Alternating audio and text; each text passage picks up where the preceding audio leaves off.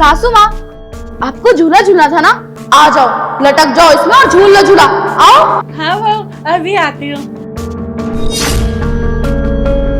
मेरे लिए है? हाँ हाँ, झूलो झूलो। हाँ।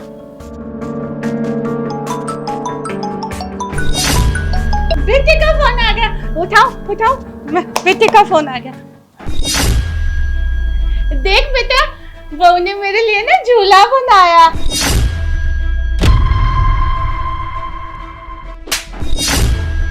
तुझे मैंने कितनी बार बोला है, बिना मेरी परमिशन के फोन मत उठाया कर, तुझे समझ नहीं आता बुढ़िया।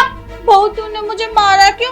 मैं तो ना बेटे को ये बता रही थी कि बहू ने मेरे लिए झूला बनाया है, और तुझे पता है वो ना खुश हो जाता है मुझे देख के कि मैं झूले पे झूल रही हूँ। उसको ये भी बता रही थी ना तू मेरा कितना ख्याल रखती है, मैं बहुत एंजॉय करती हूँ यहाँ पे। मैं उसको ये बता रही थी, तूने मुझे मारा। अच्छा, ये नौटंकी ना मेरे सामने मत कर, बड़ा अपने बेटे की सगी बनती है। तुझे मैंने बोला है ना कि मेरा फोन मत उठाया कर, मतलब मत उठाया कर। अब जा, जाके काम कर, बहुत काम पड़े है। अब जा, मेरी शक्ल क्या देख रही है? ठीक है बहू। माँ के पीछे फांसी का फंदा था, जरूर कुछ ना कुछ गड़बड़ है। मुझे अभी कभी वापस घर जाना पड़ेगा, नहीं तो पता नहीं क्या हो जाएगा। इस बुढ़िया ने ना मेरी जिंदगी बर्बाद करके रखी है। कहीं इसके बेटे ने देख ना लिया हो कि मैं इसे इस फांसी के फंदा लगाकर मारना चाहती हूँ। इसके लिए तो कोई और ही प्लान ढूंढना पड़ेगा। अब कौन आ गया?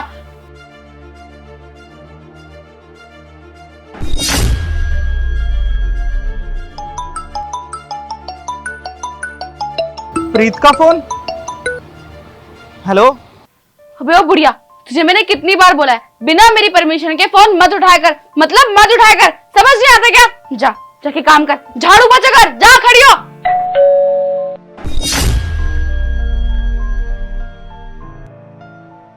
और मेरी जान, क्या हाल चाल है तुम्हारे?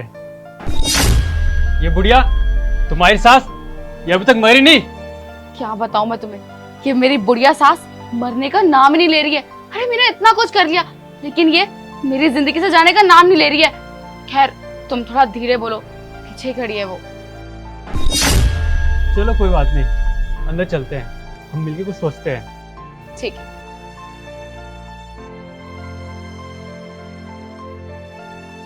बेबी, एक बात बताओ, तुम्हें मैंने कितनी बार बोला है कि बिना मेरी परमिशन के घर पे मत आया करो। अगर मेरा पति घर पे होता तो और उसने हम दोनों को देख लिया तो फिर कितना बड़ा बवाल हो जाता, पता है तुम्हें? यार बेबी, मेरा ना तुमसे मिलने का बहुत मन कर रहा था, और घर पे मैं खाली ही बैठा था, इसलिए मैंने सोचा मैं तुमसे मिलने आ जाऊं। ठीक है, वैसे अच्छा हुआ तुम आ गए, मैं भी घर पे बोर ही हो रही थी। अब ये बताओ कि तुम्हारे लिए खाने में क्या बनाऊं, क्या खाओगे तुम? अरे यार, खाना पीना तो होता रहेगा, पहले ये बताओ तुम्हारी ये सास अभी तक मरी क्यों नहीं?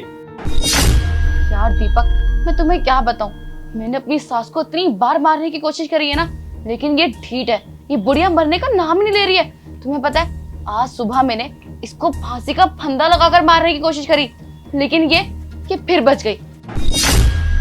अब ना मुझे कुछ समझ ही नहीं आ रहा, लेकिन हाँ, मैंने सोच लिया है, अब मैं इसके खाने में जहर मिला दूंगी, तब तो ये आराम से मर जाएगी। क्यों?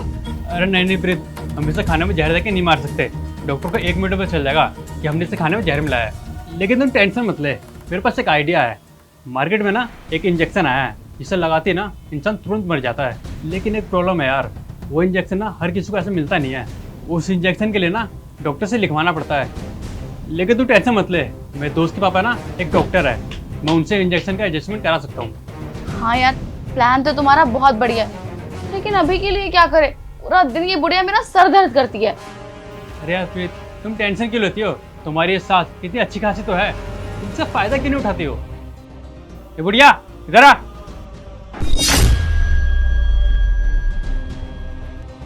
हाँ बेटा। नीचे बैठ जा,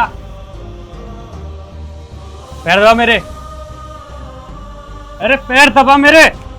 दबा रही हूँ ना। अच्छे से। तेरे हाथों में जान नहीं है क्या? और थोड़े अच्छे से दबा। दबा रही हूँ ना। देखा प्रीत, ऐसे उठाते हैं फायदा। हाँ यार, तुमने सही कहा, ये आइडिया मेरे दिमाग में पहले क्यों नहीं आया। खैर कोई बात नहीं, मेरा दुरुस्त है। हो बुढ़िया, चल मेरे भी पैर दबा। दबा। प्रीत, अब कौन आ गया? अरे वो कुछ नहीं, मैंने ना खाना ऑर्डर किया था, शायद वही होगा। अबे वो बुढ़िया, शेखर क्या देख रही है? जा खाना लेकर आ। अरे जा, दरवाजा खोल। ए बुढ़िया, जा खाना लेके आ। मैं भी खाऊंगी। जा।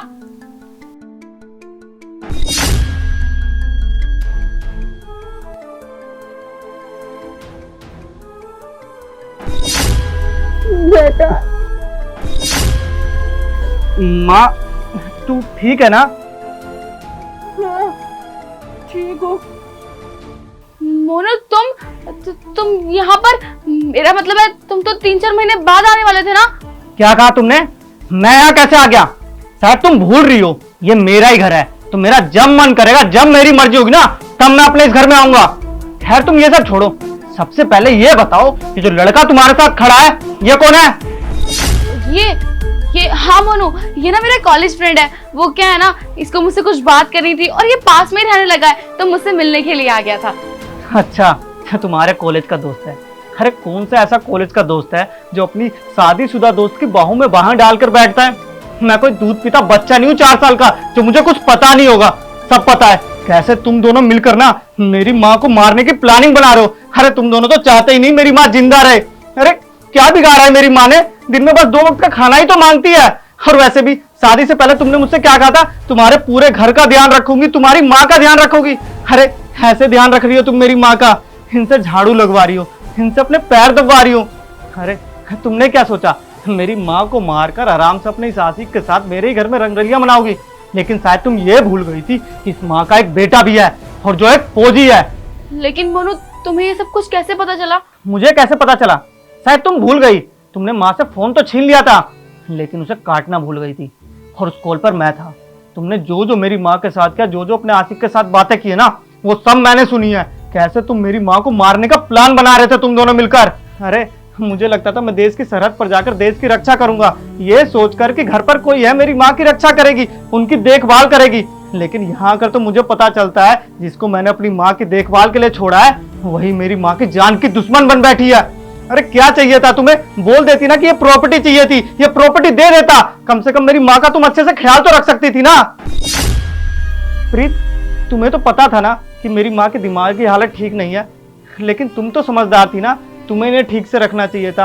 अरे 2 वक्त का खाना खिला देती, आराम से रहती। तुम्हारे बारे में कितना अच्छा बोलती है कि मेरी बहू ऐसी है, मेरी बहू ऐसी है, मेरे लिए ये ला कर देती है, मेरा इतना ध्यान रखती है। लेकिन तुम तो अपनी इस बेचारी बीमार माँ को जान से ही मारना चाहती हो। अरे क्या ऐसा बिगाड़ा है इन्होंने तुम्हारा? लेकिन खैर, अब जो तुमने करना था ना, वो सब कर लिया। अब तुम्हारी इस गलती का ना यहाँ कोई माफीनामा नहीं है। इससे पहले मैं कुछ करूँ तुम दोनों के साथ, मेरे घर से निकल जाओ। मोनू नहीं, प्लीज प्लीज मुझे माफ कर दो। मैं जानती हूँ मुझसे बहुत बड़ी गलती हुई है, लेकिन मैं आज के बाद ऐसा कभी कुछ नहीं करूंगी। और हाँ, मैं तुम्हें कभी धोखा नहीं दूंगी। मुझ पर बस एक आखिरी बार विश्वास कर लो, मैं इससे कभी नहीं मिलूंगी। प्लीज मोनू, मुझे माफ कर दो। सर, मुझे ही माफ़ कर दो। मैं आज से कभी भी इससे नहीं मिलूंगा, और ना ही आपके घर के आसपास नजर आऊंगा। मैं आज से सारे रिश्ते तोड़ दूंगा इससे। प्लीज मुझे माफ़ कर दो। तुम दोनों खड़े खड़े मेरा मुंह क्या देख रहे हो? निकलो यहाँ से।